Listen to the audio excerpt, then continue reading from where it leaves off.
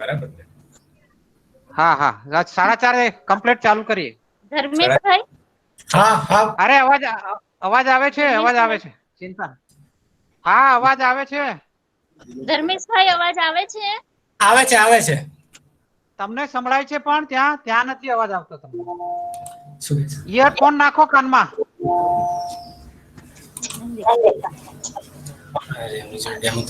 તમને સંભળાય છે? ઇયરફોન નાખો. બોલો, બસ સંભળાય છે.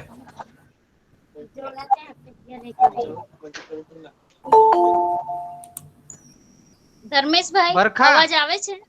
હા બરખાબેન અવાજ આવે છે. હા છે કનુભાઈ. પણ તને બરખા પણ તને અવાજ સંભળાય છે ત્યાં? હા સંભળાય છે, અવાજ સંભળાય આવે છે. છે તને? હા આવે છે. તો ઇયરફોન નાખી આપ ને, ઇયરફોન ઇયરફોન નાખી આપ એમ. ઇયરફોન માં બિલકુલ અવાજ નથી આવતો કનુભાઈ. યસ વાત. હારું હારું ચાલશે, વાંધો નહીં તો ચાલશે. સારું સારું, વાંધો નહીં ચાલશે. હા ને પંખાનો અવાજ આવે છે. બંધ કરી દે. દાદા You were there? ઓકે સરસ. You have joined?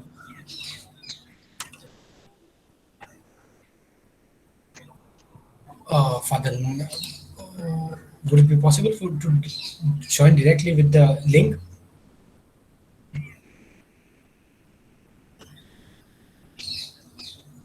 Yeah, you can join now. I have started it.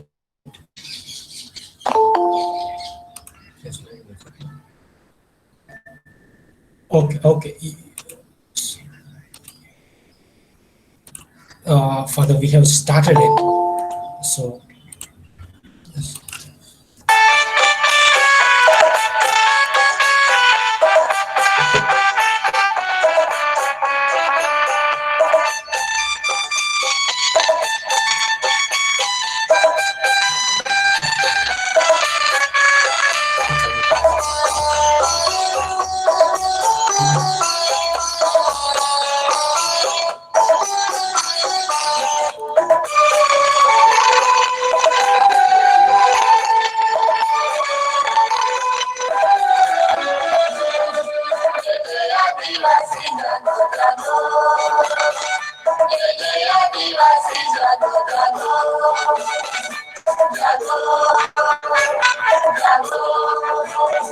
जागो आदिवासी जागो जागो ये आदिवासी जागो जागो ये आदिवासी जागो जागो जागो जागो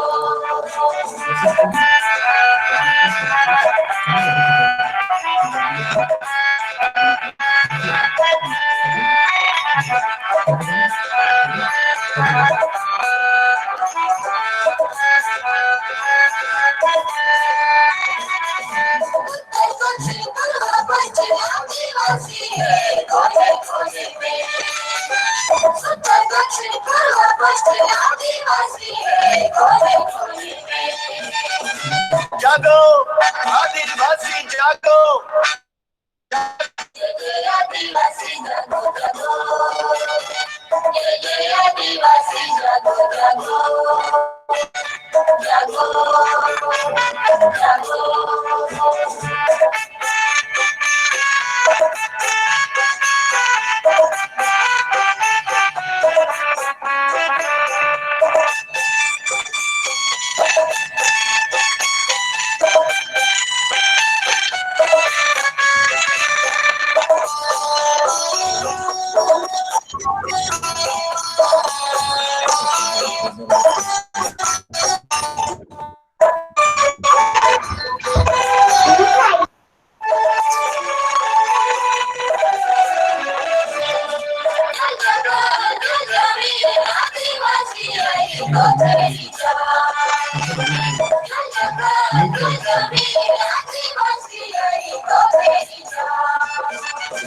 जागो आदिवासी जागो जागो आदिवासी जागो जागो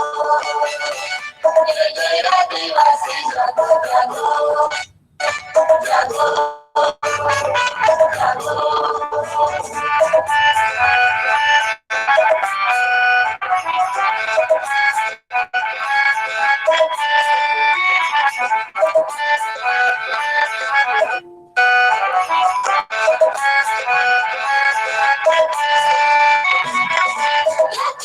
आदिवासी ऊंची नीच आदिवासी नहीं है तेरी शान जाति पाति ऊंची नीच आदिवासी नहीं है तेरी शान जागो आदिवासी जागो जागो ये आदिवासी जागो जागो ये आदिवासी जागो जागो जागो जागो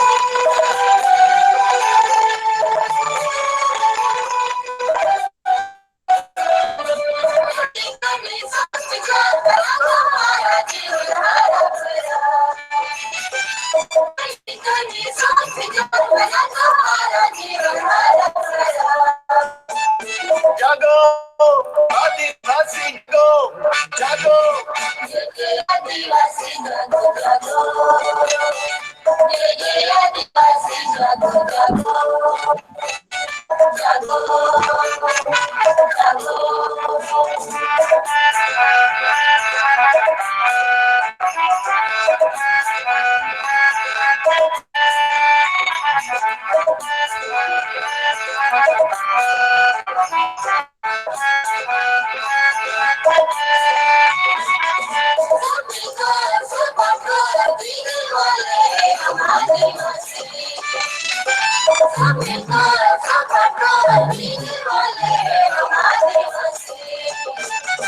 जागो आदिवासी जागो जागो आदिवासी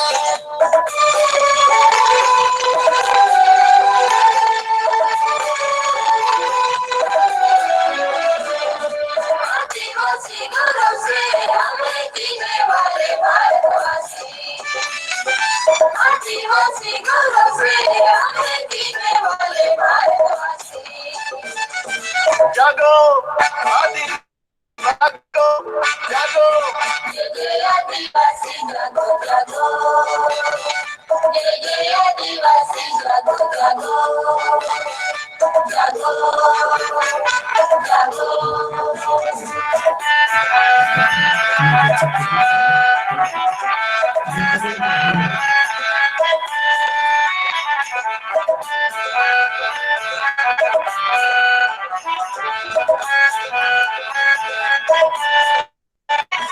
आदिवासी भारतवासी आदिवासी जागो जय जय जवान आदिवासी भारतवासी आदिवासी जागो जय जय जवान जागो आदिवासी जागो जागो ये आदिवासी जागो जागो ये आदिवासी जागो जागो जागो जागो जागो आदिवासी जागो जागो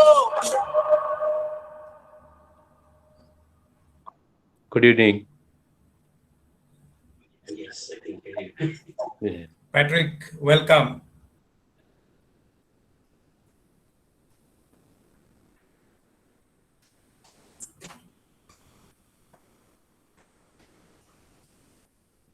ઓકે ફાધર હા શરૂ કરું હા હા કે પહેલા તમે લેવાના છો? ના તમે શરૂ કરો. ઓકે ઓકે ઓકે પહેલા સાંગલે મળીએ પછી. આપણે પણ વિમોચન પહેલા કરીએ ફાધર. હા પણ થોડુંક સેટિંગ થઈ રહ્યું છે. ઓકે ઓકે, થોડો પરિચય એમનો આપું છું, એટલી વારમાં આપણે સેટિંગ કરી દઈએ પછી. તમે સાંગલિયાભાઈ નો પરિચય આપી દો અને હું નાગાલેન્ડના સરપંચ છે એમનો પણ પરિચય આપું.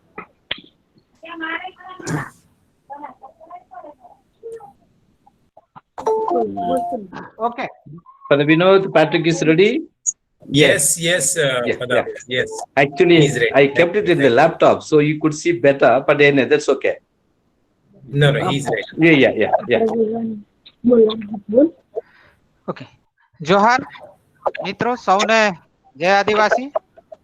અને આપણે કાર્યક્રમ શરૂ કરીએ છીએ. આજે આપણી વચ્ચે બે વક્તાઓ છે અને બંને વક્તા એવા છે કે જેને સાંભળવાનો આપણા માટે એક લાવો બની રહેશે. આદિવાસી બોલે છે એ આપણો આજનો વિષય છે. એક ગુજરાતમાંથી છે અને એક નાગાલેન્ડ થી આપણી વચ્ચે ઉપસ્થિત છે. બંને વક્તાઓને આપણે સાંભળીશું. પણ એ પહેલા થોડો આદિલોકની વાત કરી લઉં તો આદિલોકનો આ વખતનો અંક જે પ્રકાશિત થઈ રહ્યો છે એ 75મો અંક છે. એટલે આ આદિલોકની અને અમારા માટે આ નાની મોટી સિદ્ધિ નથી.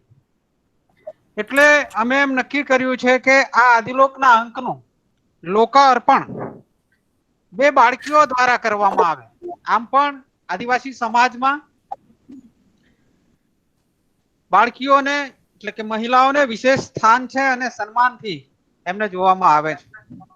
એટલે આ 75મા અંકનું લોકાર્પણ પણ બે બાળકીઓ દ્વારા થાય એ ખ્યાલથી આપણી વચ્ચે માઉન્ટ કાર્મેલ સ્કૂલમાં ભણતી સુહાની વસાવા અને શુભાની વસાવા એ બંનેના હસ્તે અમે આ અંકનું લોકાર્પણ કરવા માંગીએ છીએ. આ અંક છે એ અંક આજે પોસ્ટ થઈ ગયો છે. બે દિવસમાં તમને મળી જશે. આપણી આદિલોકની એક પરંપરા રહી છે કે જો અંક ના મળે તો ઓફિસમાંથી મેસેજ આવે છે, એનો મતલબ કે એ અંક તમારે ત્યાં સુધી પહોંચાડવામાં આવ્યો છે, તમને પોસ્ટ કરવામાં આવ્યો છે. ન આવે થોડા દિવસમાં તો 7 દિવસ પછી તમે ફરી ઓફિસમાં સંપર્ક સાધી શકો છો, પણ પ્રથમ પોસ્ટ ઓફિસમાં સંપર્ક સાધવાનો રહેશે. આપની જે કઈ મુશ્કેલીઓ છે એને દૂર કરવા માટે અમે સદા તત્પર રહીએ છીએ. હું હવે ફાધર વિનાયક, ધર્મેશ કુમાર અને સાથે બંને બાળાઓને સુહાની વસાવા અને શુભાની વસાવા બંનેને વિનંતી કરીશ કે એ અંકનું લોકાર્પણ કરે. ધર્મેશભાઈ તૈયાર છો? ધર્મેશભાઈ તૈયાર છે? Yes, sir. તો લોકાર્પણ માટે અંકનું. નમસ્તે મિત્રો. કનુભાઈ સંભળાય છે? હા સંભળાય છે ફાધર. તો કનુભાઈ આપે છે આપણા આજના મુખ્ય મહેમાનોનો પરિચય કરાવ્યો. બે આદિવાસી બાળાઓ, અમદાવાદની માઉન્ટ કાર્મેલમાં ભણતી બે આદિવાસી બાળાઓ સુહાગી વસાવા અને સુહાની વસાવા અને શુભાગી વસાવા બંને અમદાવાદમાં વસતા વસાવા પરિવારની દીકરીઓ છે. શુભાગી, તારા પપ્પાનું ગામ કયું? જંતર અને મમ્મીનું ગામ કયું? પૂરી કનબુડી અને જંતર. કનબુડી ડેડિયાપાડા પાસે અને જંતર રાજપીપળા ડેડિયાપાડા પાસે. તો બંને દીકરીઓ કહીશું આપણે, બાળાઓ છે પણ આપણી દીકરીઓ છે અને એ બંનેનું સ્વાગત કરશે. શુભાજી વસાવાનું સ્વાગત કરશે ઘનશ્યામ પરમાર પુષ્પગુચ્છથી.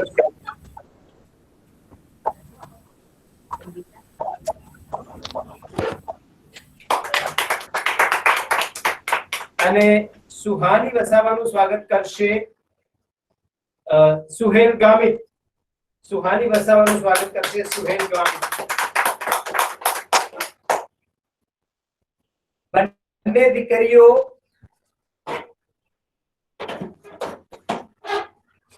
બંને દીકરીઓ અમદાવાદની માઉન્ટ કાર્મેલમાં ભણે છે. બંને બહુ જ હોશિયાર છે.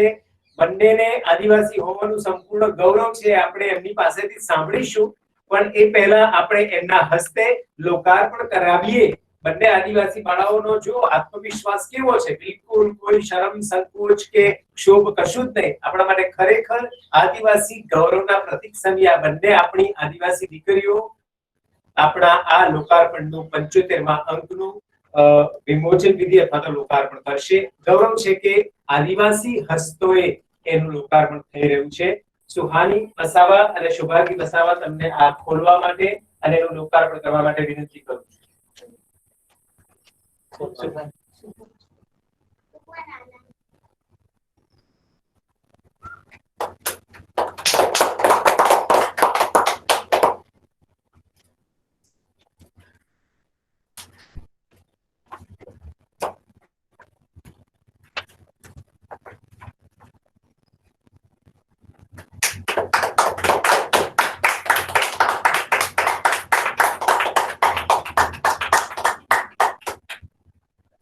હવે બંને દીકરીઓ આપણને કે ખરેખર બે બોલ કહે છે. એમની પાસે બે જ બોલ છે, વધારે નથી. શુભાંગી વસાવા. શુભાંગી વસાવા.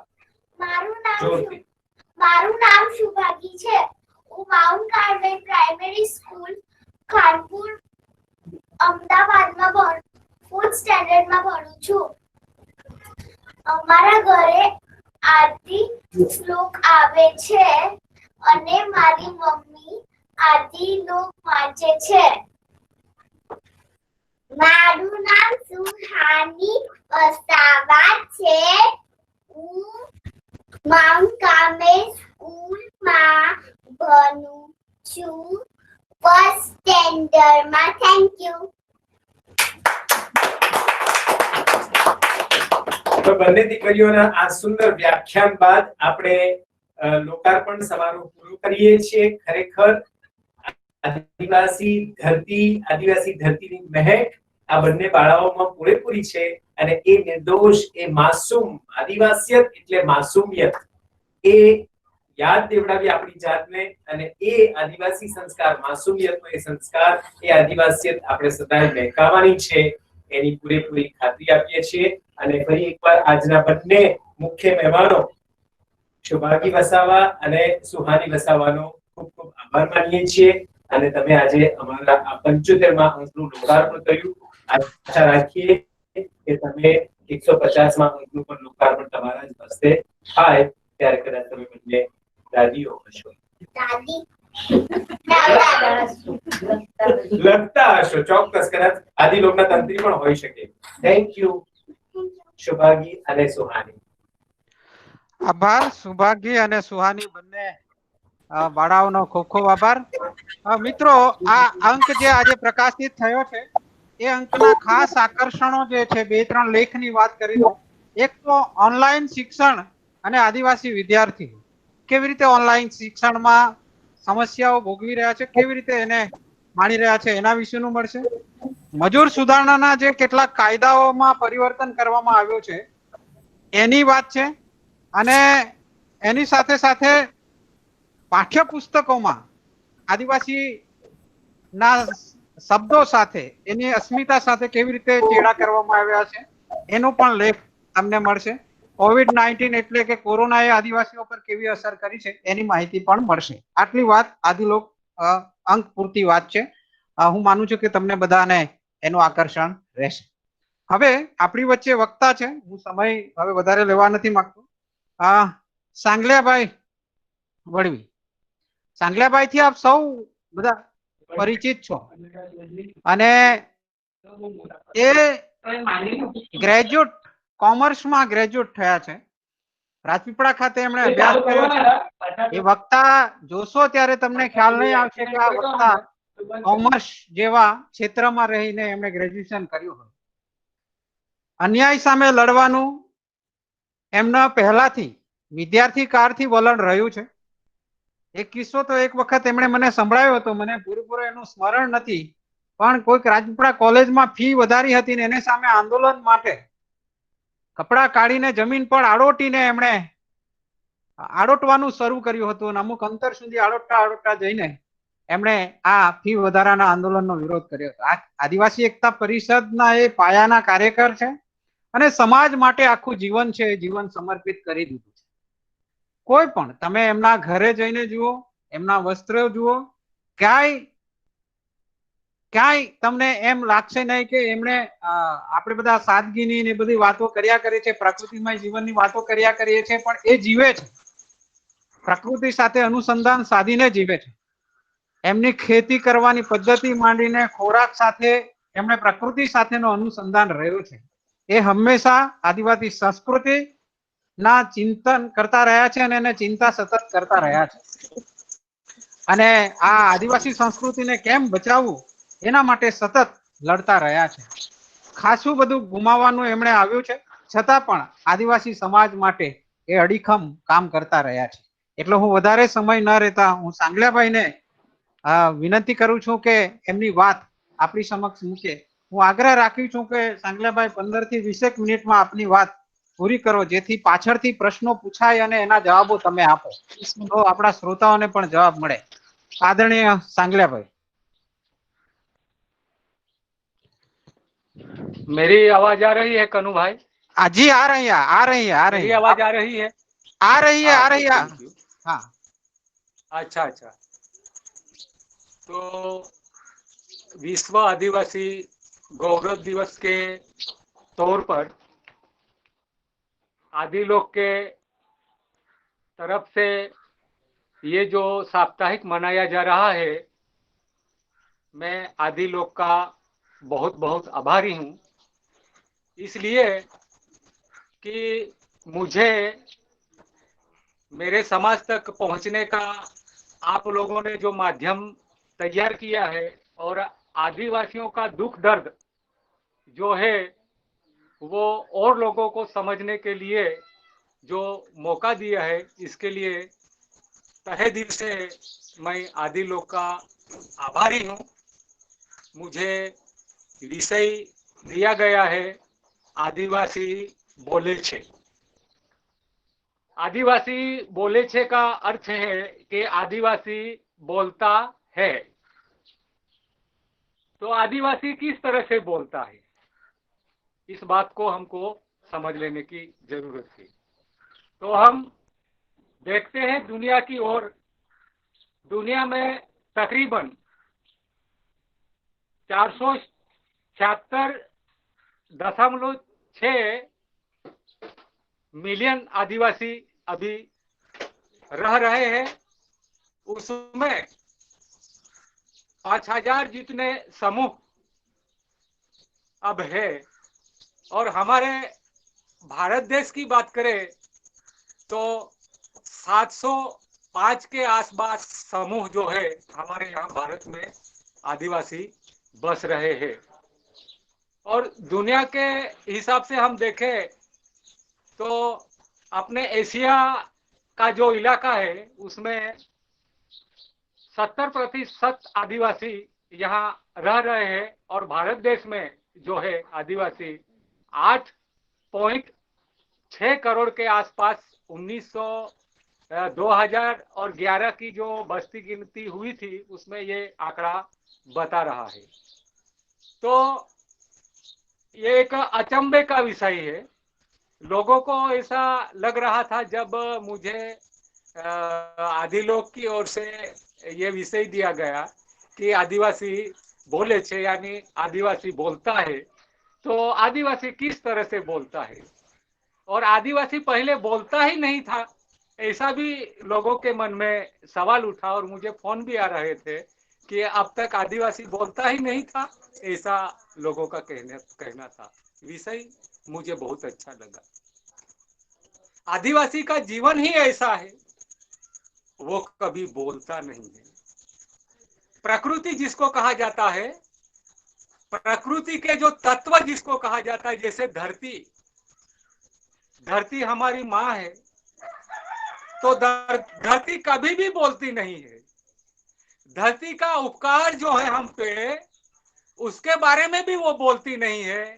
जैसे पानी हम सब लोग पीते हैं, दुनिया के सब जीव पीते हैं, पर कभी पानी ने ऐसा नहीं बोला कि आप लोगों ने मुझे पिया। वैसे हवा से लगा के जितने भी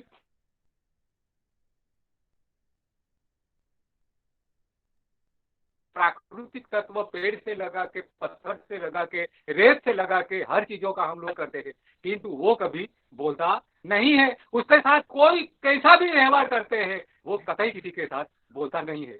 तो जैसे ये प्राकृतिक जितनी भी चीजें हैं वो हमेशा बोलती नहीं है, इस तरह से आदिवासी भी बोलता नहीं है। और जब ये प्राकृतिक तत्वों के साथ आदिवासी का जीवन जो जुड़ा है, इस तरह से जब कभी प्रकृति बोलने लगती है तो दुनिया में तबाही मच जाती है। इस तरह जिस दिन आदिवासी बोलने लगेगा दुनिया में तबाह मच जाएगी, ये मैं चैलेंज से कहता हूँ। तो दोस्तों, आज जो दुनिया में हो रहा है, आज जो दुनिया में चल रहा है, पिछले कई सालों से हम ये आदिवासी पट्टे पे एक आंदोलन चला रहे हैं। आदिवासी एकता परिषद जो है वो सांस्कृतिक रूप से, पारंपरिक रूप से एक वैचारिक अभियान जो चल रहा है उसके साथ मैं पहले से जुड़ा हुआ हूँ।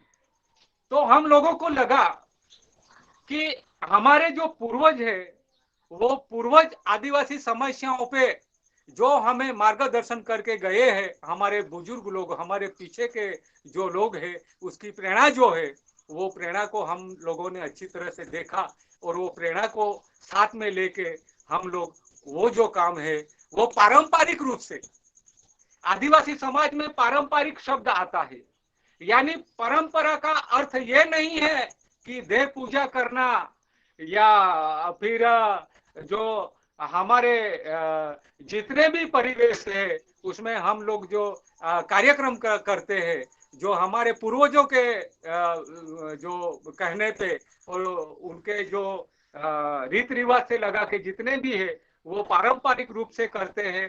तो आज तक लोगों के समझ में नहीं आया कि परंपरा क्या है।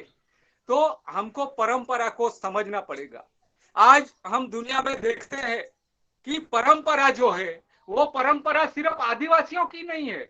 आदिवासी जो शब्द आता है वो आदि से जुड़ता है और आदि से जुड़ता है आदिवासी शब्द, यानी आदि के साथ आदिवासी लगाया गया।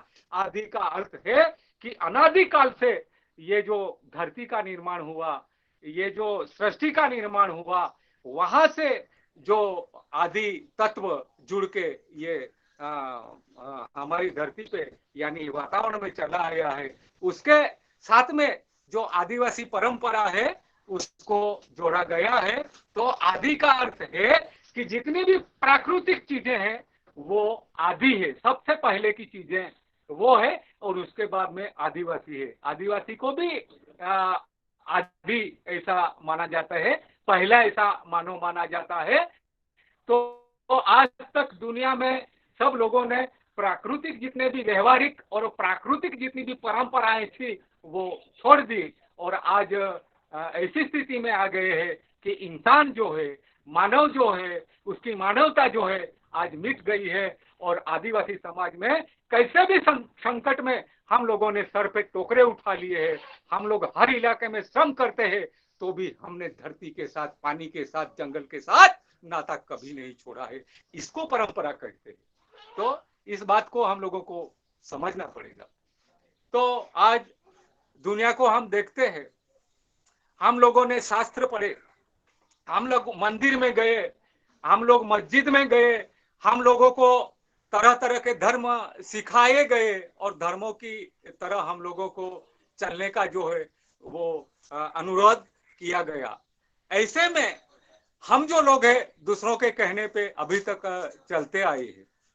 तो ऐसे में हमारे लोग जो है वो हम लोगों को खुद जो है उसको कम समझ के आज जो धर्मों में निकल गए और जो आधुनिक सभ्यता है उसमें चले गए और जो आदिवासी अस्तित्व जो है आदिवासियों का वो आज खतरे में आ गया है और आदिवासी को अब ढूंढना पड़े ये स्थिति में आ गया है। और आदिवासीत्व जिसको कहा जाता है वो भी बहुत कम लोगों में आज दिखाया या देखा जाता है। आज जंगल में बस रहे आदिवासी, कहीं कोने में बस रहे आदिवासी। तो आज दुनिया के जितने भी लोग जो आते हैं यहाँ से अमेरिका जाएंगे, अमेरिका वाले भारत में आते हैं, भारत वाले रसिया में जाते हैं, चीन वाले जापान में जाते हैं। तो एक नई चीज जिसको देखने के लिए उनमें उत्सुकता होती है, विविधता देखने के लिए उत्सुकता होती है, तो वो लोग पहले पूछते हैं कि ये देश में आदिवासी किधर है। तो आदिवासी को समझने की कोशिश कर रहे हैं। तो दोस्तों, ये 9 अगस्त का जो दिन है, राष्ट्र संघ जो है उन्होंने बहुत अच्छा दिन जो है तय किया था, और उन्होंने तय किया था अगर इस दुनिया को बचा लेना है तो उसके साथ में आदिवासियों को बचाना पड़ेगा। ऐसा वहां पे जो इकट्ठा हुए लोग थे उसमें राष्ट्र प्रमुख थे, वैज्ञानिक थे, तत्वचिंतक थे, लेखक थे, कवि थे, और आदिवासी कार्यकर्ता जितने भी जो हमारे बुजुर्ग नेता हो गए, कुछ नेता अभी है और कुछ नेता नहीं भी है। ऐसी स्थिति में वो लोगों ने पृथ्वी परिषद में चिंतन किया, और चिंतन के बाद एक निष्कर्ष निकला कि अगर ये धरती और ये इंसान को चलाने वाली, जीवन धारा को चलाने वाली जितनी भी चीजें हैं, अगर इसको बचाना चाहते हैं तो सबसे पहले आदिवासियों को बचाना चाहिए। ऐसा वहां पे तय हुआ, और ये 9 अगस्त का दिन तय हुआ कि आदिवासियों की अस्मिता, आदिवासियों की संस्कृति, आदिवासियों की परंपरा ये टिके, इसलिए 9 अगस्त के दिन आदिवासी है ऐसा करके उसको समझने के लिए, उसकी पहचान के लिए, उसकी अस्मिता के लिए आज पूरे दुनिया में आज ये गौरव दिवस मनाया जाता है। और मैं खास तौर पर कहूँ, ये कम शब्दों में आप लोगों को कहूँ तो आज दुनिया किस दिशा में जा रही है। तो आदिवासी एकता परिषद का निर्माण हुआ, उस बार जो हमारे बुजुर्ग नेता थे वो नेताओं ने सब चर्चा की कि दुनिया में जो झगड़े हो रहे हैं वो ये झगड़े संवाद के जरिए, जिसको कहा जाता है संवाद के जरिए और अहिंसक रूप से, जिसको कहा जाता है कि ये जो दुनिया के सवाल है इसको हम किस तरह से सुलझाए, उसके लिए हम लोगों ने चिंतन किया। तो हमारे सामने एक ही चीज सामने आई, और वो चीज है लोभ। आज लोभ और क्रोध। तो दुनिया में अगर सबके लिए कुछ छोड़ना चाहते हैं और अगली जो धरोहर है इसको अगर हम आगे बढ़ाना चाहते हैं तो हम लोगों को, दुनिया वालों को क्रोध और लोभ का समन करना पड़ेगा, ऐसा हम लोगों को लगा। और वाकई हम देखते हैं आदिवासी समाज में आज पूरे पट्टे पे, अंतरराष्ट्रीय लेवल पे हम लोग देखेंगे तो आज लोभ जिसको कहा जाता है, तो आज भी आदिवासी समाज लोभ में नहीं है। कितनी भी लोभ लालच कुछ भी दी जाती है और ऐसे सपने दिखाए जाते हैं तो भी आदिवासी समाज आज जैसा का वैसा ही दुनिया में रह रहा है। आज हम देखते हैं कोई कोई घर में खटिया भी नहीं है, कोई घर में खाना भी नहीं है। ऐसी स्थिति में भी, फटी हालत में भी आदिवासी, ये दुनिया टिके इसलिए नहीं कि आदिवासी में अक्ल नहीं है, ऐसा नहीं है। वो जानते हैं कि हम प्रकृति से और ये दुनिया से बहुत कम से कम लेना है ताकि आगे चल के हमारी पीढ़ी के लिए हम लोग कुछ छोड़ सके। तो आज हम देखते हैं कि पूरी दुनिया वालों को, दोस्तों हम कितना भी कमाएंगे, दोस्तों हम कितना भी संसाधन जमा करेंगे, दोस्तों हम कितनी भी संपत्ति जमा करेंगे और कितनी भी ऐयाशी के साधन जमा करेंगे, मगर पिछला जो अगली जो पीढ़ी आने वाली है उसके लिए हम कुछ छोड़ने वाले नहीं है, ऐसा अभी दिखने लगा है। तो दुनिया वालों को हम इतना ही कहेंगे कि अब औरों के लिए छोड़ो, लोभ लालच छोड़ो और ये लोभ का समन करो। आज क्रोध के बारे में हम देखते हैं तो आज इतनी क्रूरता विश्व में चल रही है। इंसान इंसान से डरने लगा है, इंसान इंसान से डरने लगा है। और हम देखेंगे आज हजारों की तादाद में आज नरसंहार हो रहे हैं तो भी किसी को संतोष नहीं है। ऐसे में हम क्या कर रहे हैं ये सोचने जैसी बात है। आज सबको, मुझे, आप सब लोगों को, हम लोग किसी के प्यार के भूखे हैं, सह अस्तित्व के लिए एक दूसरे के हम करीब आते हैं, और जीवन एक सहकार है, सहकार के बिना जीवन शक्य नहीं है। और जो समूहता जिसको बोलते हैं, आज भी आदिवासी समाज, मैंने पहले ही स्टार्टिंग में कहा कि इस देश यानी दुनिया में 500 समूह आदिवासियों के हैं और इस देश में 705 समूह आदिवासियों के हैं। फिर भी हम लोग यहाँ के आदिवासी जिस तरह से बरसते हैं, ऑस्ट्रेलिया का आदिवासी भी उसी तरह बरतता है। और यहाँ की जो परंपरा चलती है, वो परंपरा ऑस्ट्रेलिया का या अमेरिका के आदिवासी में चलती है।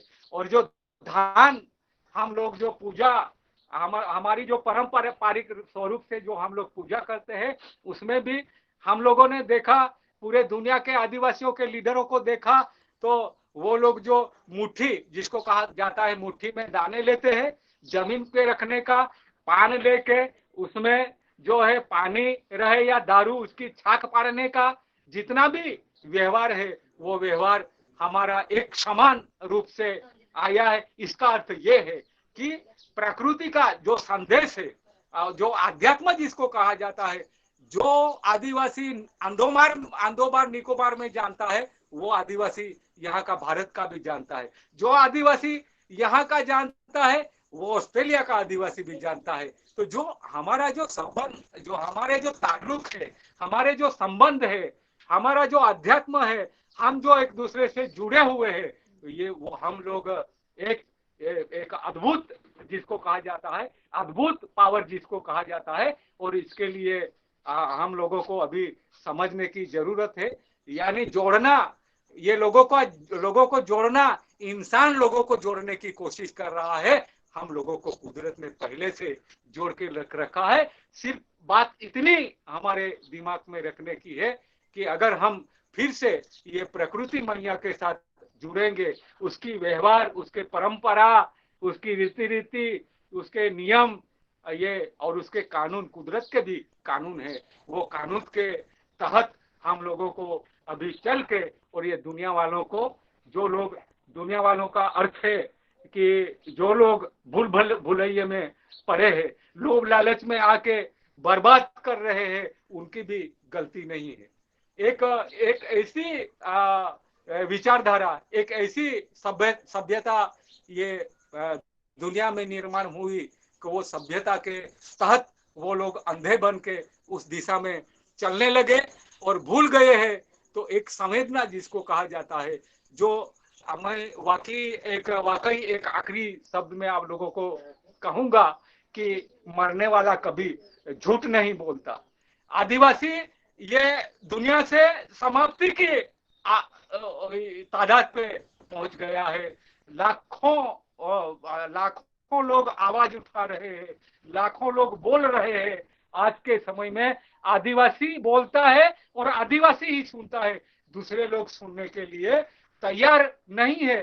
तो ऐसे में दुनिया वालों को, आदिवासियों को समझना पड़ेगा, इंसान की हयाती, इंसान अब तक टिका है, इसके पीछे कारण है कि आज जो संवाददाता जिसको कहा जाता है, एक दूसरे के साथ संवाद के जरिए जो सवाल हम लोग सुलझाने की कोशिश करते हैं, तो आदिवासी समाज में संवाद के जरिए सवालों को सुलझाया जाता है। तो आज तक हम लोग 9 अगस्त का जो दिन है, उस दिन तय हुआ था, दुनिया वालों ने तय किया था, राष्ट्र संघ ने तय किया था कि ये इस दिन विश्व के आदिवासी अपने अपने इलाके के जो सवाल है, वो सवाल उस दिन निकालेंगे इकट्ठा होके, और वो अपने राष्ट्रपति को देंगे और राष्ट्रपति राष्ट्र संघ को देगा।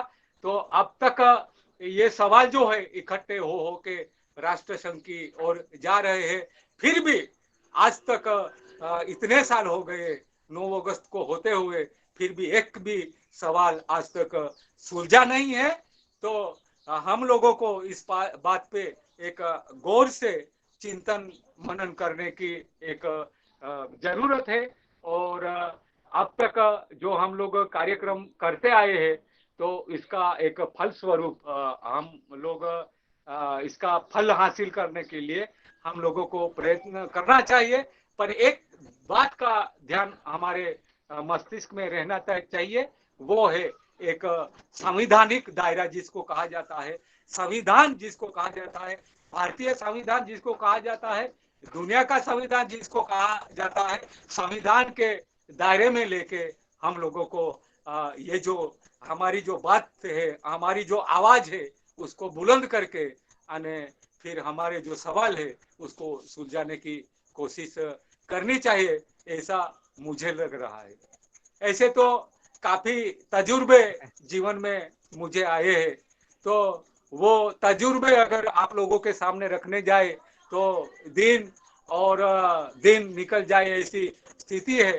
फिर भी हम लोगों को जो आखिरी काम जिसको कहा जाता है, आखिरी मकाम जिसको कहा जाता है, वो हमारा मकाम और दुनिया को जो मकसद है, वो मकसद यानी जिंदगी जीने का जो मकसद है, उसको हासिल करने के लिए दुनिया वालों को एक साथ इकट्ठा होके अब सोचने का वक्त आ गया है, इतना हम लोगों को समझ लेना चाहिए।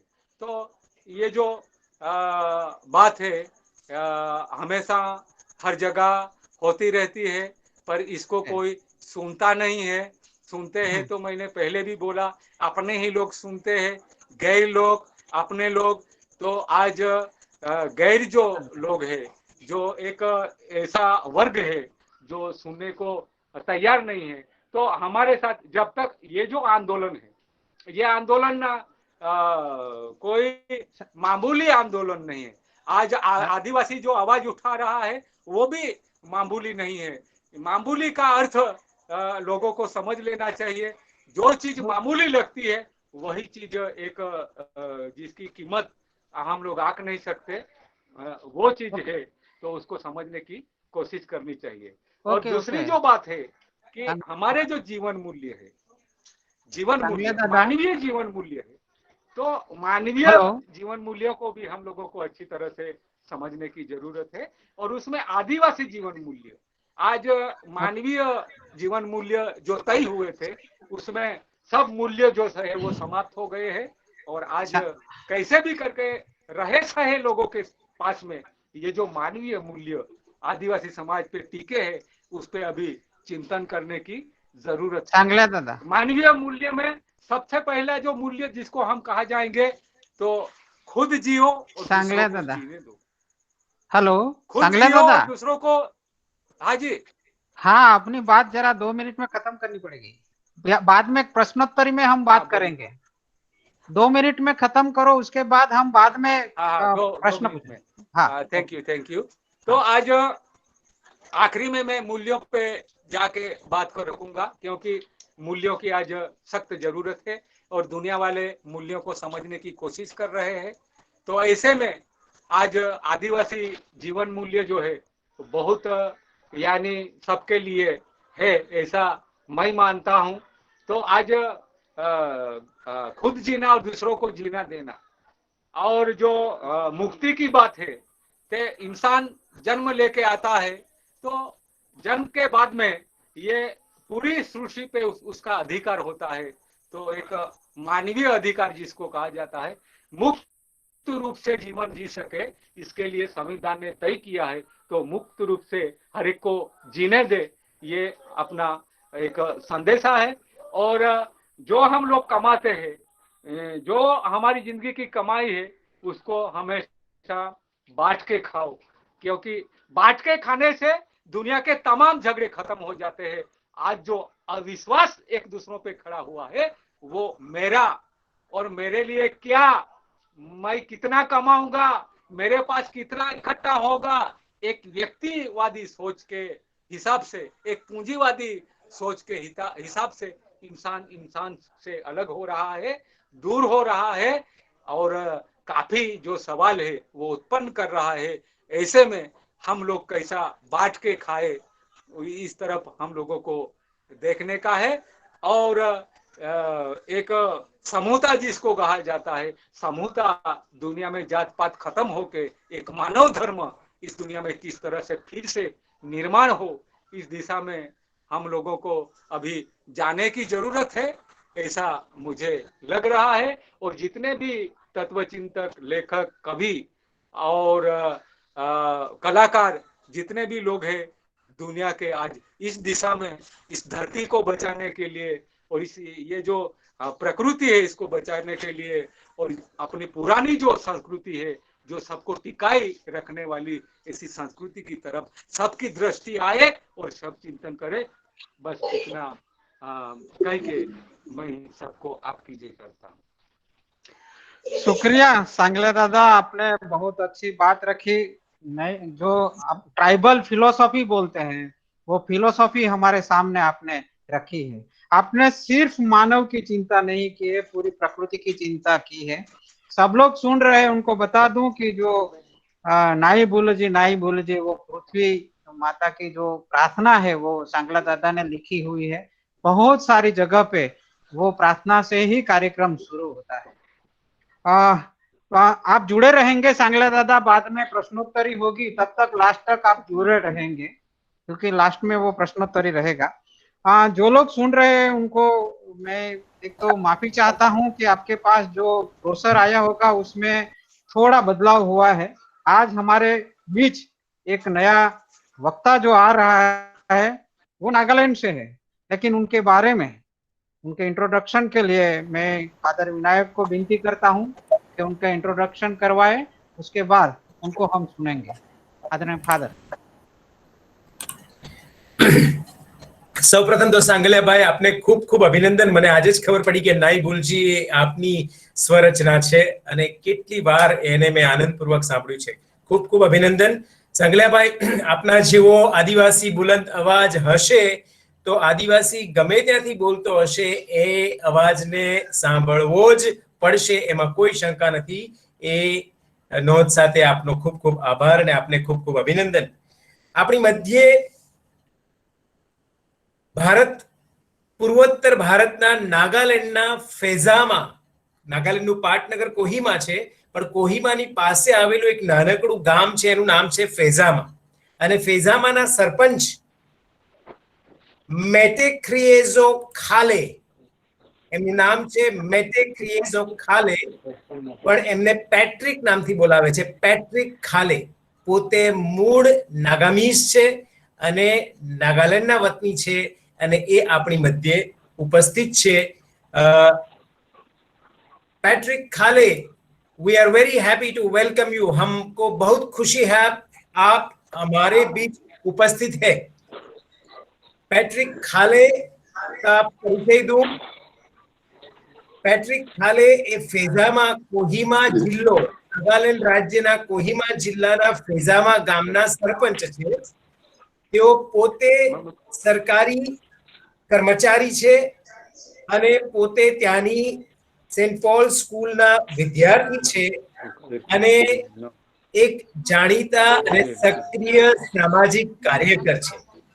જેમ ભારતને પશ્ચિમ છેડે ગુજરાતમાં આપણે હમણાં સાંગલિયાભાઈને જોયા, ગામના પણ બિલકુલ ખુમારી, આદિવાસી ખુમારી ધરાવતા, એમ બીજે છેડે પૂર્વોત્તરમાં નાગાલેન્ડના ફેઝામા ગામના પેટ્રિક ખાલે અથવા તો એમનું મૂળ નામ મેટેક્રિએઝો ખાલે આપણી મધ્ય ઉપસ્થિત છે।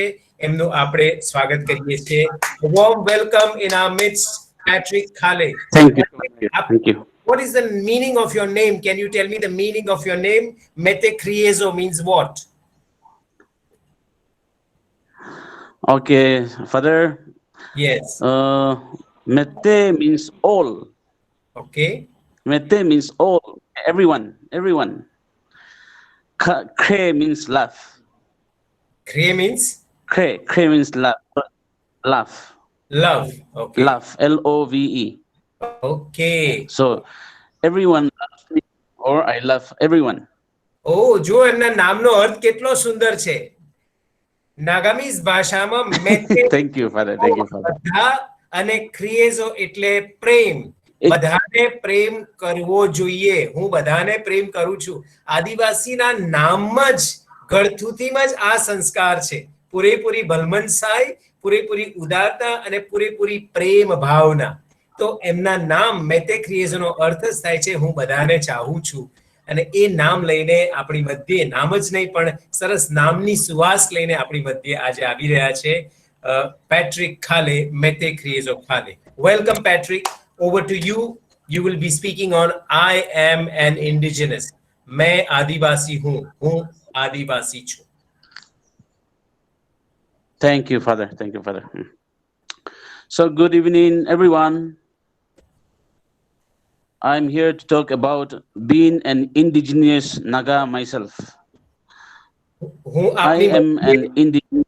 Okay. Shall I translate after Yes. the sentence or what do you prefer? Anything will do, Father. Okay. So after a couple of sentences, I will interrupt and then I will translate. Okay. Please start. Okay.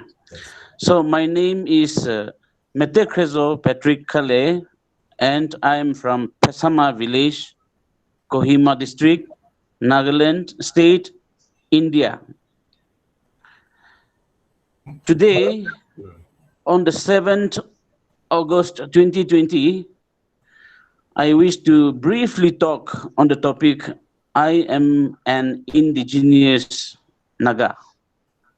આજે 7મી ઓગસ્ટે હું ટૂંકમાં તમારી સમક્ષ હું એક નાગામીઝ આદિવાસી છું એની વાત રજૂ કરવા માંગુ છું.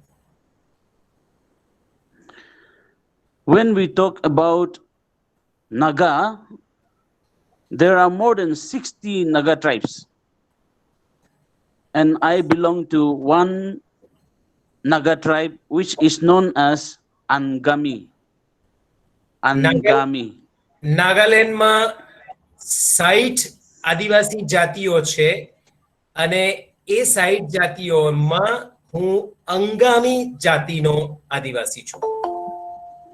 Yes. So the Nagas are present in Nagaland, Assam, Arunachal Pradesh, Manipur, and in Myanmar. Angami આદિવાસીઓ આસામ, મ્યાનમાર, મણિપુર અને અરુણાચલ પ્રદેશમાં વસે છે. No, I think a little bit has gone wrong there. I'm talking about the whole of Naga family, okay? Angami is one of Naga tribe. Okay. Just one Naga tribe, Angami is. Okay. So Nagas are 60 plus tribes. Okay. Among that, Angami is one tribe. So we are talking about Naga today. માત્ર અંગામી આદિવાસી જ નહીં પરંતુ તમામ નાગાલેન્ડની આદિવાસી જાતિઓ આ બધા રાજ્યો વિવિધ રાજ્યોમાં વસે છે. The word Naga represents the whole Naga tribe, which stands for Naga people in Manipur, Nagaland, Arunachal Pradesh, Assam, and Myanmar. The word Naga represents the whole of Naga tribes who are in Nagaland, Manipur, Arunachal Pradesh, Assam, and in Myanmar. નાગા જાતિ એ Myanmar, Assam, Manipur, Arunachal Pradesh જેવા વિવિધ રાજ્યોમાં વસે છે. So in Nagaland, there are only 16 tribes of the Naga tribe and of the Naga family. Only 16 out of 60 plus. Only 16 tribes are inhabitants of Nagaland. નાગા જાતિઓ જે 60 જેટલી છે એમાંથી માત્ર 16 જાતિઓ નાગાલેન્ડ રાજ્યમાં વસે છે. Yeah. So we are a divided family. The Naga family is a divided family without our consent. એટલે નાગા જાતિ અથવા તો નાગા જાતિનો પરિવાર એ એક વિચ્છિન્ન પરિવાર છે, વિખંડિત પરિવાર છે, વિખરાયેલો પરિવાર છે અમારી ઈચ્છાની વિરુદ્ધ. And so, like any other human race on earth, the Naga family's aspiration is to live under one administrative block, however impossible it may be. એટલે નાગા જાતિ એવી ઈચ્છા ધરાવે છે કે અમે બધા એક જ વહીવટીય છત્રછાયા હેઠળ જીવીએ, ભલે એ ગમે એટલું અશક્ય લાગતું હોય, અમારી બધાની એક સાથે થઈને જીવવાની ઈચ્છા છે. So in Nagaland, there are 16 tribes which are all belonging to the Naga tribe. But in other states and in other country, Myanmar, another country, Assam, Arunachal Pradesh, Nagaland, Manipur, other states, our Naga family live with other indigenous people in harmony. આ વિવિધ નાગા જાતિઓ જે અન્ય રાજ્યોમાં વસે છે એ ત્યાંની સ્થાનિક આદિવાસી પ્રજાઓની સાથે હળી મળીને જીવે છે. So the Naga family belong to Mongolian race, and they follow patrimonial system of society. આ નાગા જાતિ એ મૂળે મોંગોલિયન જાતિ છે, મોંગોલિયન રેસ છે મૂળે, અને તેઓ પેટ્રિમોનિયલ એટલે કે પિતૃસત્તાક સમાજ રચના ધરાવે છે.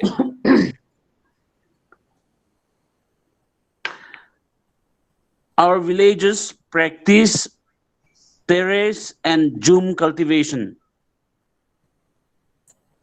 Terrace and jhum cultivation.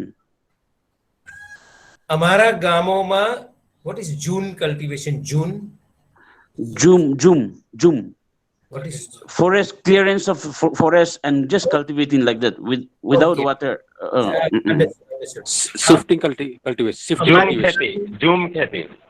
અમારી જાતિ એ ઢોળાવો ઉપર ખેતી કરે છે, કારણ કે અમે અત્યંત પર્વતીય પ્રદેશમાં વસીએ છીએ અને ત્યાં આગળ ઝાડ પાનને વાળીને પછી ત્યાં ખેતી લાયક જમીન ઊભી કરીને અમે ખેતી કરીએ છીએ. So several clans reside together to form a village. એક ગામમાં અનેક કુળ, આદિવાસી કુળો સાથે વસે છે. But one key requirement have to be emphasized here. Our forefathers were brothers. The elders generation and younger generations are there. So in the formation of a village, both the elder, which we call Tevo, and the younger, which we call Tepa. So the elders generation and the younger generations have to live together in every village. Without the presence of both the elder and the younger generation, villages are not allowed to be started, opened. ગામોની શરૂઆત આવા એક જ કુળમાંથી પેદા થયેલા વંશજોથી થાય છે, જેમાંથી કેટલાક મોટા એટલે કે વડીલ અને કેટલાક નાના, એ બે મોટા ભાઈઓ અને નાના ભાઈઓ એ બંનેના વંશજો સાથે મળીને એક ગામની સ્થાપના કરે છે. એ વિના એ ગામની સ્થાપના થઈ શકતી નથી.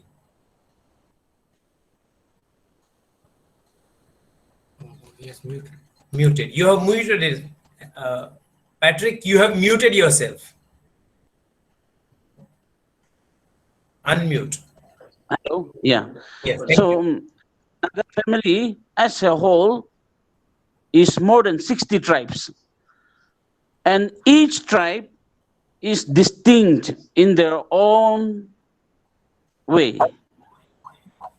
60 નાગા આદિવાસી જાતિઓ હોવા છતાં દરેકે દરેક જાતિ પોતાની રીતે સાવ સંપૂર્ણ અલગ અને ભિન્ન છે અને ભિન્ન ખાસિયતો ધરાવે છે.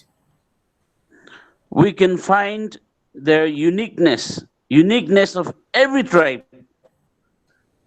by way of their folk songs and dances, dress code, house construction by way of design, then food preparation, method of cultivation, etc. We can find the uniqueness of each tribe in such. આ દરેક જાતિ સાવ નોખી અને નિરાળી છે. એમના ખોરાક, રહેવાસ, ઘરોની રચના, પહેરવેશ અને આ બધા જ લક્ષણો, સામાજિક લક્ષણો, સાંસ્કૃતિક લક્ષણોમાં એ એકબીજાથી સાવ નોખી અને નિરાળી છે અને અલગ છે. Let's talk about food habit. The food habit of indigenous Nagas is very natural and simple. આદિવાસી નાગા જાતિનો ખોરાક બહુ જ સાદો અને સાવ કુદરતી હોય છે. Our forefathers consumed only organic products. They ate fresh, boiled, and roasted food. અમારા પૂર્વજો માત્ર ને માત્ર ઓર્ગેનિક ખોરાક લેતા હતા. તાજો શાકભાજી અને બાફેલા શાકભાજી અને બાફેલો ખોરાક લેતા હતા. The Naga society, irrespective of tribe, is very rich in culture and tradition. નાગા જાતિનો સમાજ સંસ્કૃતિમાં અને પરંપરામાં અત્યંત સમૃદ્ધ સમાજ છે. Our culture and tradition in olden days was passed on to the future generation through oral tradition. નાગા સંસ્કૃતિ કંઠોપકંઠ એટલે કે મૌખિક પરંપરાથી પેઢી દર પેઢી ઉતરી આવી છે. Modernity has changed Naga society a lot, but our culture and tradition runs in our blood.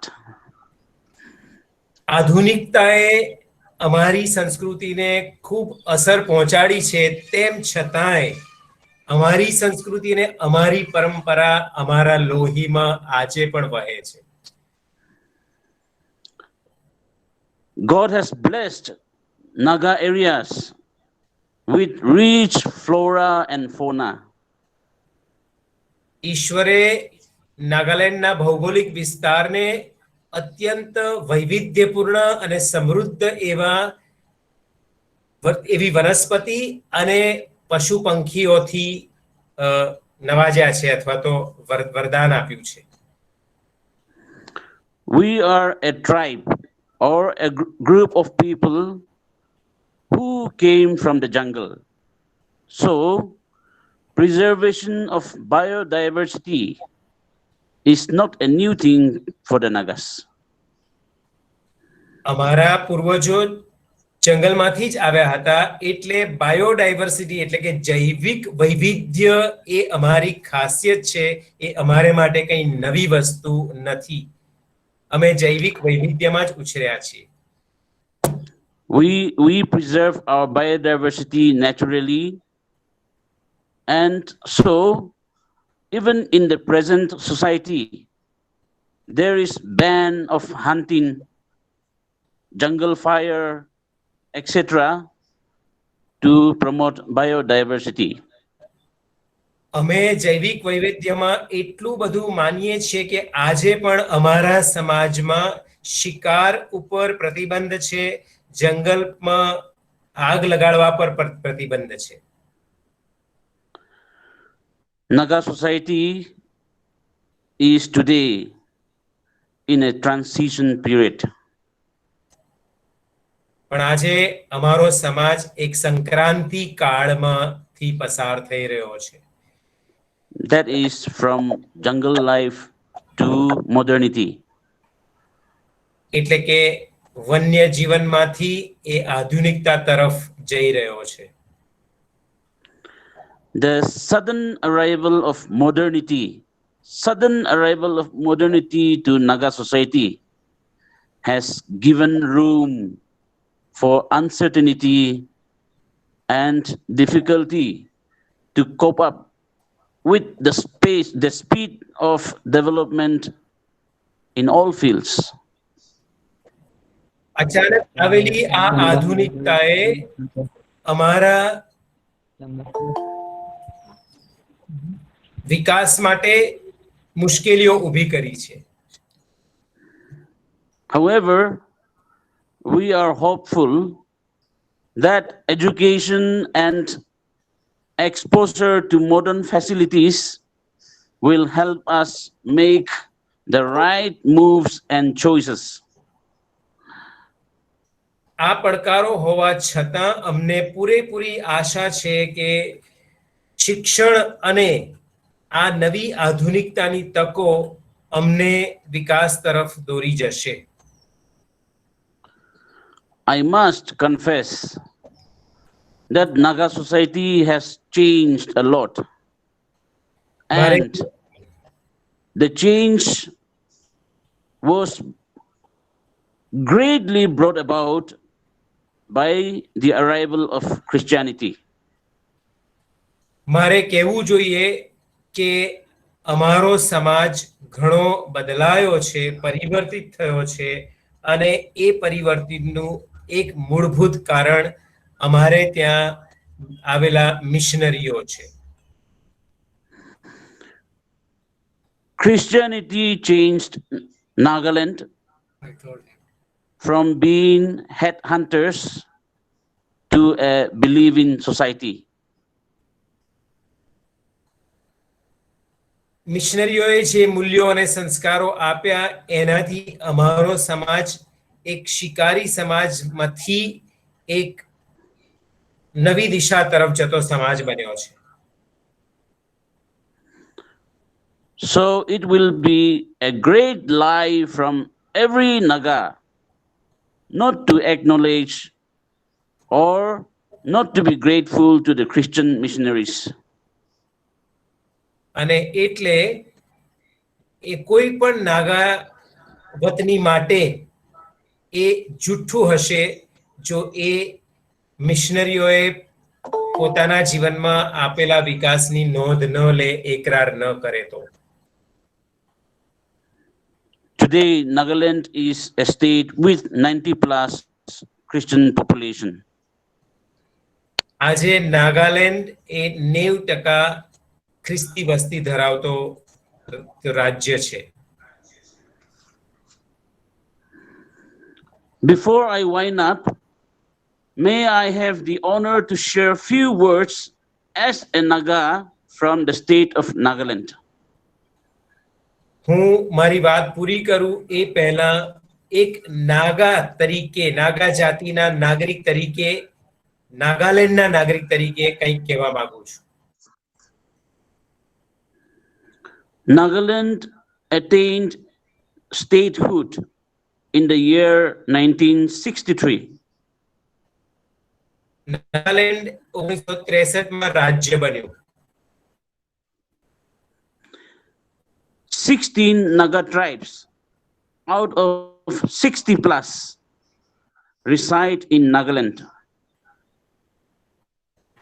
60 નાગા જાતિઓમાંથી 16 નાગા જાતિઓ નાગાલેન્ડમાં વસે છે. Hornbill Festival in December every year at Naga Heritage Village is a platform to witness the uniqueness of these 16 tribes. આ 16 નાગા જાતિઓની એકતા જોવા માટેનો એક તહેવાર હોય તો હોર્નબિલ ફેસ્ટિવલ જે ડિસેમ્બરમાં ઉજવાય છે. હોર્નબિલ ફેસ્ટિવલ એ નાગા જાતિઓની એકતાનું પ્રતીક છે. Nagaland as a state under the Indian Union is privileged in many ways.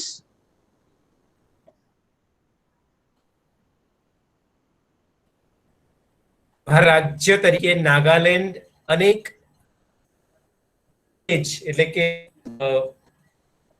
હક્કો અથવા તો ફાયદાઓ ધરાવે. However, public requirements like good roads, educational institutes, especially technical type, medical facilities, modern connectivity, sports and recreation centers, etc., are in urgent need for people of the state to come in line with people of other states in India.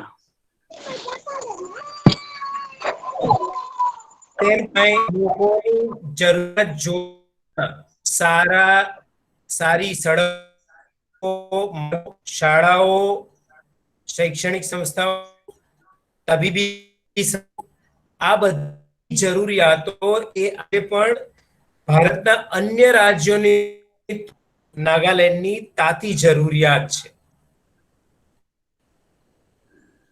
Thank you, friends. Jai Hind. Dhanyabad.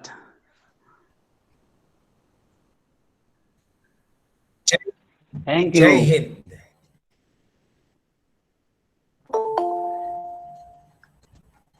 Thank you very much, Mete Kriezo Khale. As you very well said, I love you. એટલે કે હું બધાને ચાહું છું, એ મારી સાચી ઓળખ છે અને એ જ સાચી આદિવાસી ઓળખ છે. Thank you for giving us the taste of your true identity, which is Mete Kriezo, that I love all. હું બધાને ચાહું છું. मैं सबको.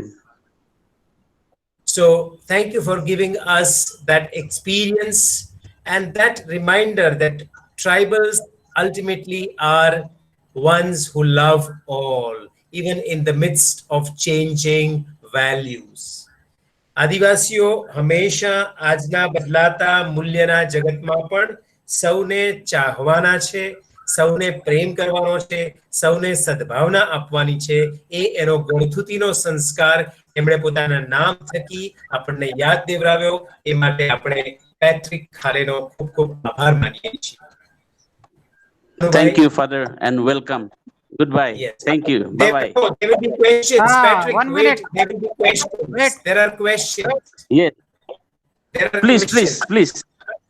There is one question. Can I ask? Kanubhai, હું એક પ્રશ્ન પૂછી શકું? મેં વાંચ્યો હમણાં જ. હા, બસ પૂછો. Yes. Patrick, the question is that despite missionary influence, how did you maintain your tribal tradition, tribal religion, tribal religious rites and rituals? The arrival of Christianity. Joseph, just a minute. પ્રશ્ન હતો કે મિશનરીના પ્રભાવ પછી પણ પોતાની પરંપરા અને પૂજા વિધિઓ કેટલે અંશે સચવાઈ છે? Yes, can I start? Yes. So the arrival of Christianity was not a threat to tribal identity. મિશનરીઓ અને ખ્રિસ્તી ધર્મ એ આદિવાસીઓને માટે ખતરાજનક નહોતો, જોખમકારક નહોતો. આદિવાસી સંસ્કૃતિને માટે ભયજનક હતો. In fact, Christianity policed the tribal identity of Nagas. Polished or policed? Policed. Shoe polishing. Okay. હકીકતમાં ખ્રિસ્તી ધર્મએ તો નાગા આદિવાસી સંસ્કૃતિને પોલિશ કરી છે, વધારે ઉજ્જવળ બનાવી છે. The arrival of Christianity did not stop us from practicing wearing of our tribal clothes, shawls, whatever it is.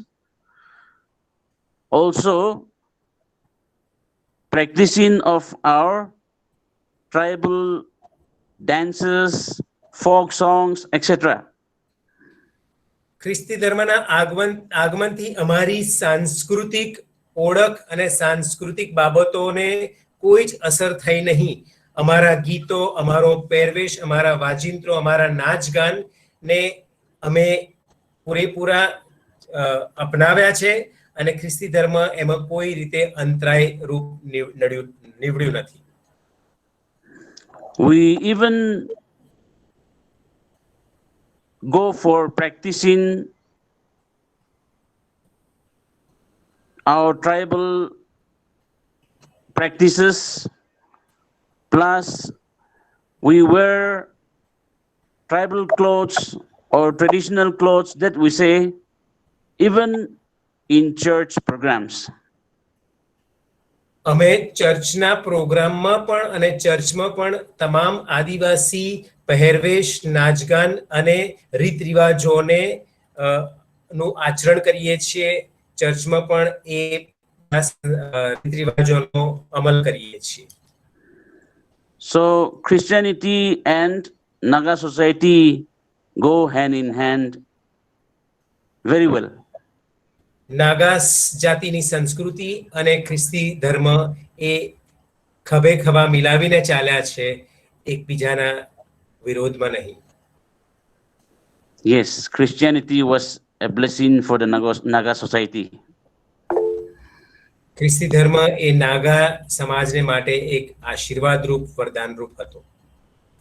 Thank you. Thank you, Dhanyabad.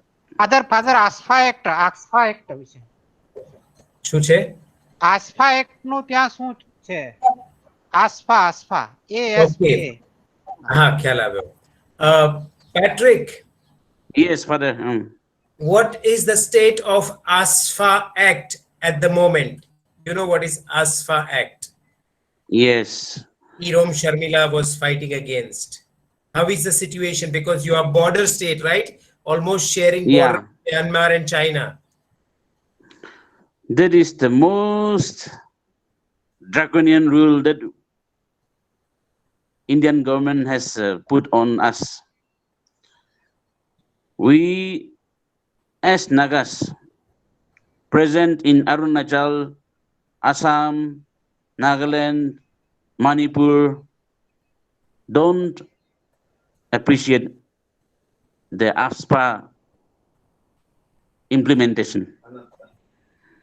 ASFA Act એ અમારે માટે સૌથી ભયંકર વસ્તુ છે. આસામ, અરુણાચલ પ્રદેશ, મણિપુર અને ઉત્તર પૂર્વોત્તર રાજ્યોમાં આ ASFA એક્ટનો થી અમે રાજી નથી. It is an inhuman act. એ અમાનવીય કાયદો છે. Which devalues human values and human respect. માનવ મૂલ્યોને અને માનવ આદરને એ નું ખંડન કરે છે. The act gives military power to every soldier to do whatever they want, even if the action of the person is not fully wrong. ASFA Act મિલિટરીના કોઈ પણ સૈનિકને કંઈ પણ કરવાનો અધિકાર આપે છે, નાગરિકનો પૂરેપૂરો દોષ ન હોય તો પણ. So even in good times, there are manipulations which affects the Naga society in all. શાંતિમાં જીવતા હોય ત્યારે પણ આવી દખલગીરીઓ, સૈન્યની દખલગીરીઓ નાગા જાતિના સમાજને દુઃખ પહોંચાડે છે. ડિસ્ટર્બ કરે છે. We look forward for the act to be done at the earliest. અમે રાહ જોઈ રહ્યા છે કે વહેલામાં વહેલી તકે આ કાયદો પાડી. Yes. Any more question? બીજા કોઈ પ્રશ્નો છે?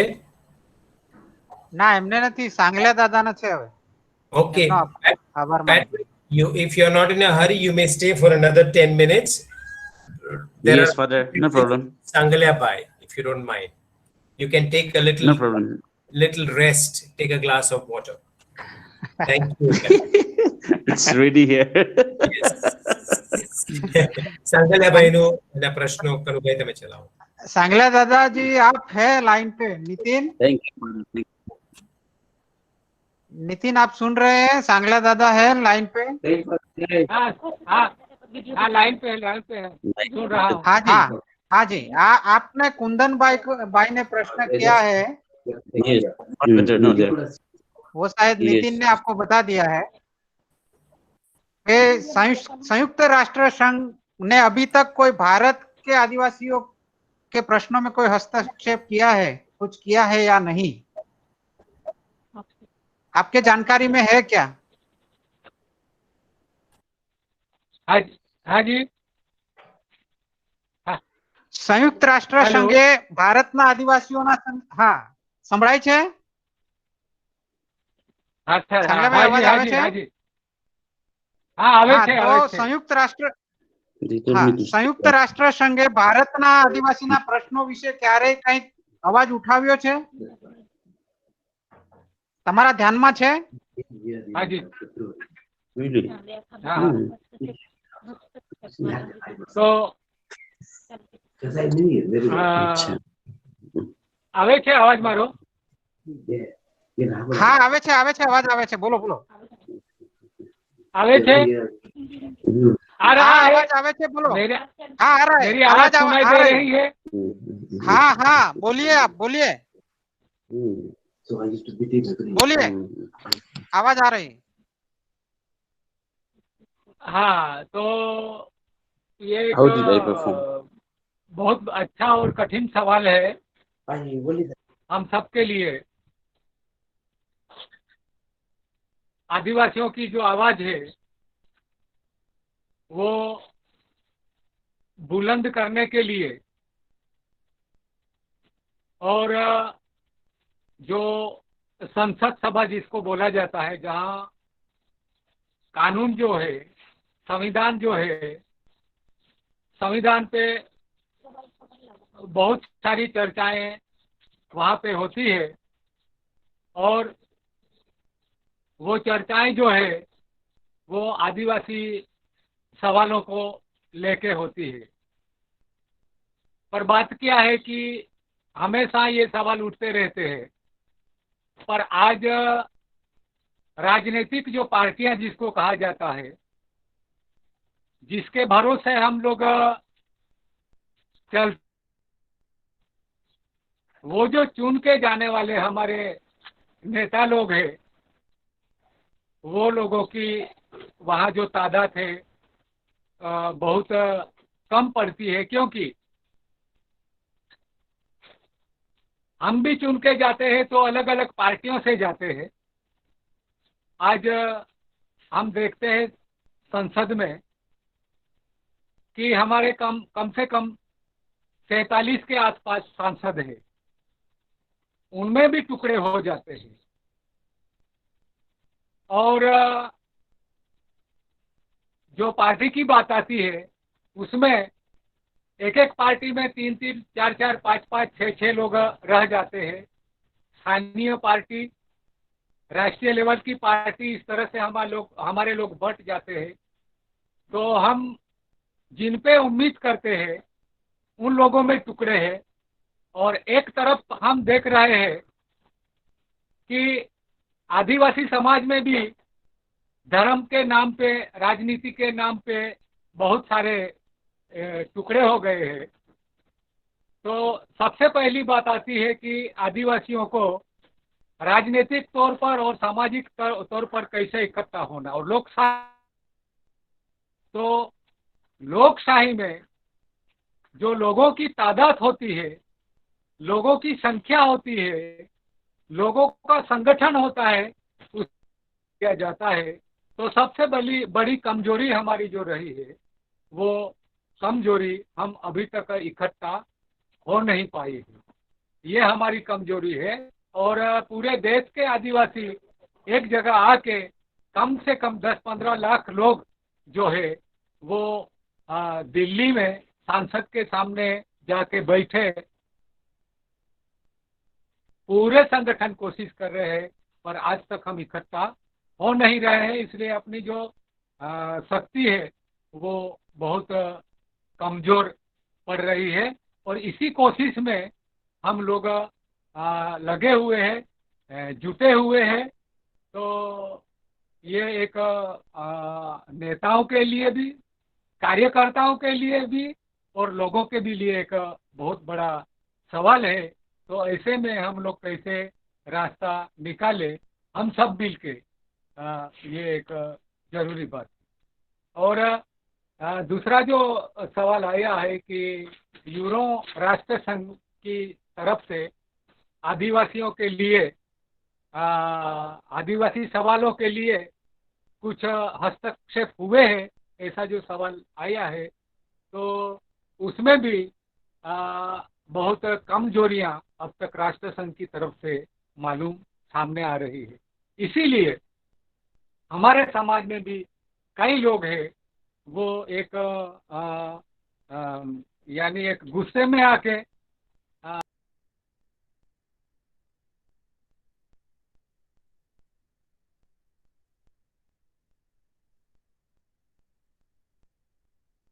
वहाँ सांगला दादा के यहाँ कवरेज कम है शायद से, वो आवाज नहीं आ रही है। नितिन, जोसेफ, पैट्रिक, हाँ उनका वो माइक्रोफोन बंद है। Patrick, your microphone on, Patrick sir, your microphone on. Patrick, please mute your mic. Patrick, can you hear me? Patrick, can you hear me? Can you hear me? No. Patrick, do you hear me?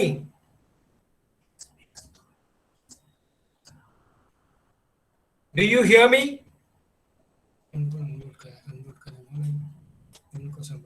Can you unmute yourself? Can you unmute yourself? Patrick, can you unmute? એમણે કદાચ એમના earphone કાઢી નાખ્યા છે એટલે earphone થી અવાજ આવતો હશે ને તો એમને ખબર નહીં પડે. સાચી વાત 100% સાચી વાત.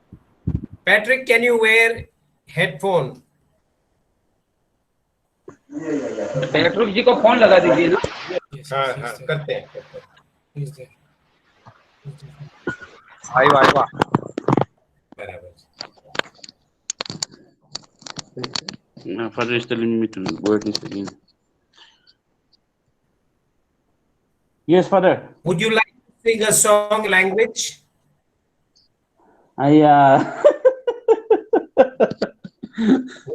Next time, Father. Next time, huh? Okay. Next time. Okay. Okay, Father. Don't mind, please. That's okay. So, ભાઈ. હા મિત્રો, આપણે એક અપેક્ષા એવી હતી કે સાંગલિયાભાઈના મુખે જ આપણે નાઈ બોલજી એવું સાંભળીએ, પણ સાંગલિયાભાઈ નેટવર્ક ત્યાં ઘણું વીક છે, મને પહેલા પણ જણાવ્યું હતું. ઊંઝાથી એ આખું સંચાલન અત્યારે કરી રહ્યા છે. પણ ત્યાં નીતિન, અવાજ આવે છે તને? નીતિન સાંભળે છે? માઇક્રોફોન ચાલુ કરીને જો નીતિન વડવી, કેમ કે નીતિન વડવી ઓનલાઈન છે અત્યારે મને દેખાય છે. તો સાંગલાભાઈના મુખે આપણે ગીત સાંભળવું હતું, પણ એ કદાચ શક્ય હવે નહીં બને. એમના જ મુખે આપણે નાઈ ભૂલજી એ ગીત સાંભળવું હતું, પણ એ જોડાઈ નથી રહ્યા. એટલે હું માનું છું કે હવે કાર્યક્રમમાં અંતે ખાસ કરીને સાંગલાભાઈ જોડાશે ત્યારની વાત, ત્યારે વ્યક્તિગત પણ આભાર માની લઈશું. પણ 2 દિવસથી આપણે જોઈએ છે કે જે શ્રોતાઓ છે એમની મોટી સંખ્યામાં અને જે લોકો ખરેખર આદિવાસી અસ્મિતા અને અખંડતા માટે જેમને ચિંતા છે એ લોકો સતત જોડાયેલા રહે છે. એમનો એક તો આભાર. આજે બંને વક્તાઓ પેટ્રિક ખાલે અને ચાંગલા દાદા બંનેનો વિશેષ આભાર આદિલોક પરિવાર માને છે. Hello. આજે આદિલોક પરિવારે હા ચાંગલા દાદા Yes. Changla. હા અચ્છા I don't Patrick know what is it. Okay no. Yes. Yes. હા thank you very much Patrick sir. Yes. હા ખાસ આભાર. Thanks to everyone. Okay. Thank you. Yeah, thank you everyone. हाँ. Thank you so much. Okay, then bye. Very much to you for being present with us. हमारे Thank you, beach Father. रहे आपका बहुत शुक्रिया. धन्यवाद. Same feelings. Thank you, Father. जय आदिवासी. Okay, thank you. Bye bye. જય આદિવાસી. Yes. તો એમના બંને વક્તાઓને સાંભળ્યા ત્યારે આદિવાસીઓના પ્રશ્ન બધા જ પ્રદેશમાં એક સરખા છે, કેમ કે જીવનશૈલી એક સરખી છે, સંસ્કૃતિ એક શૈલી એક સરખી છે, તો સ્વાભાવિક છે પ્રશ્નો પણ સરખા છે. જેમ અમુક કાયદાઓ ત્યાં સારું થયું કે આપણે આ કાયદા વિશે પણ પૂછી લીધું કે ત્યાં એ કાયદાને નથી સ્વીકારતા અને અહીંયા એ જ કાયદા વિશે કેટલી મોટી મોટી વાતો કરવામાં આવે છે કે એ આદિવાસી સમાજના ભલાઈ માટે આ કાયદો કર્યો છે. हेलो. એવું જ. हाँ सांगला दादा. हेलो. हाँ सांगला दादा, आवाज आ रही है? हाँ जी. जी आपको लास्ट में वो नाई भूल जी गीत गाना है. हाँ जी. नाई भूल जी आपके आवाज में गीत गाना है और हमें समापन करना है. नाई भूल जी.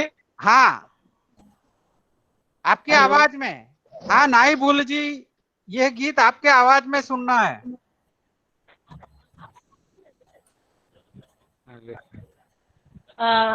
કનુભાઈ અવાજ નથી આવતો બરાબર. અચ્છા નાઈ ભૂલ જી ગીત ખરું ને એ એમના મુખેથી સાંભળવું છે અને સમાપન કરવું છે. સંભળાય છે બરખા? અત્યારે ગાવાનું છે? હા અત્યારે ગાવાનું છે, સમાપન કરી રહ્યા છે. એમનો આભાર વિશેષ તો માની અત્યારે ગાવાનું. ઓકે. હા અને સમાપન કરવાનું.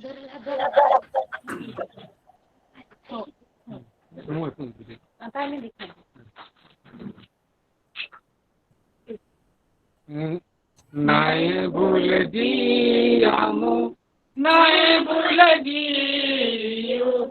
धरतिया किले नाय भूल जी आमो नाय भूल जी धरतिया किले नाय भूल जी यू धरती पे पान न फोले पान न फोले पान न फोले यू धरती पे पान न फोले पान न फोले पान न फोले मनु में पड़े ता पान तोड़े जी बोले तोड़े जी नए भूल जी नए भूल जी आमो नए भूल जी धरतिया किले नए भूल जी यू धरती पे ओन न पाई ओन न पाई ओन न पाई मनु में पड़े ता ओने काटे जी पाई की जी नए भूल जी आमो नए भूल जी धरतिया किले नए भूल जी यू धरती पे जीवे बादा जीवे बादा इली मिली ने दी कबे जी જીવી લેજી નાયે ભૂલજી નાયે ભૂલજી આમો નાયે ભૂલજી યુ ધરતી આખીલે નાયે ભૂલજી નાયે ભૂલજી आपकी जय आपकी जय।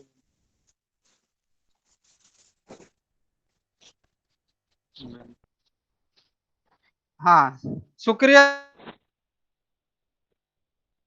सांगला दादा, बहुत बहुत आभार।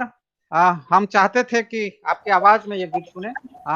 आज का कार्यक्रम यहाँ खत्म करते हैं उससे पहले काले जे कार्यक्रमो थवाना छे एमां आदिवासीओना शिक्षणने केंद्रमा राखीने व्याख्यानो थवाना छे। આપણી વચ્ચે જે વક્તા છે મહાદેવ ટોપો જે ઝારખંડના છે અને એ આ શિક્ષણ વિશે વૈશ્વિક એટલે કે આ રાષ્ટ્રીય કક્ષાએ આપણા આદિવાસીઓના ભારતીય शिक्षण व्यवस्था અને આદિવાસી પરિપ્રેક્ષ્યમાં એ વિષય ઉપર ભારતીય જે શિક્ષણ વ્યવસ્થા છે અને એમાં આદિવાસી પરિપ્રેક્ષ્યમાં એ કેવી છે એના વિશે વાત કરવાના છે। અને બીજી હું જે વાત કરવાનો છે એ આદિવાસી શિક્ષણની સમસ્યાઓ એના ઉપર વાત કરવાના છે। આવતીકાલે આનો આ જ સમય રહેશે। सांगला दादा તમે વચ્ચે નીકળી ગયા હતા પણ ફરીથી તમારો આદિલોક પરિવાર ખૂબ ખૂબ આભાર માને છે। તમે તમારો કિંમતી સમય કાઢીને અમને આપ્યો છે। આપ આદિવાસી સમાજની આ રીતે જ નિરંતર સેવા કરતા રહો એવી અભ્યર્થના। જે શ્રોતા મિત્રો છે એ પણ સાંભળવામાં આટલો સમય દરરોજ આદિલોકને આપો છો અને આદિવાસી સમાજ માટે આપો છો એ બદલ આપ સૌનો હું આભાર માનું છું। અહીંયા આપણે કાર્યક્રમ પૂર્ણ કરીએ છીએ। જે લોકો હજી સુધી આદિલોકનું લવાજમ ભરવામાંથી ચૂકી ગયા છે એમને વિનંતી કે ઓનલાઈન પણ આપણે લવાજમ ભરી શકાય છે। કુંદનભાઈ વારંવાર આપણે ચેટ બોક્સમાં આદિલોક સામાયિક વિશે માહિતી આપતા રહ્યા છે। તો જે મિત્રો લવાજમ હજી સુધી આદિલોક સાથે જોડાયા ન હોય કેમ કે આ લવાજમ થકી આદિવાસીઓના જે ચારે ખૂણાના જે પ્રશ્નો છે એ પ્રશ્નો તમારે ત્યાં સુધી પહોંચાડીએ છે। અમારી ઈચ્છા છે ટૂંક સમયમાં કે આ આદિલોક છે એ હિન્દીમાં પણ પ્રકાશિત થાય અને એને નેશનલ લેવલ સુધી આપણા પ્રશ્નોને આપણા ગુજરાતના લોકો સુધી પણ પહોંચાડીએ એવો પ્રયાસ અમારો રહ્યો છે। પણ ગ્રાહક સંખ્યા વધે એના ઉપર આખો આધાર રહ્યો છે। આપ સૌનો ફરીથી આભાર માની અહીં આ કાર્યક્રમ પૂર્ણ થયેલો જાહેર કરું છું। આભાર।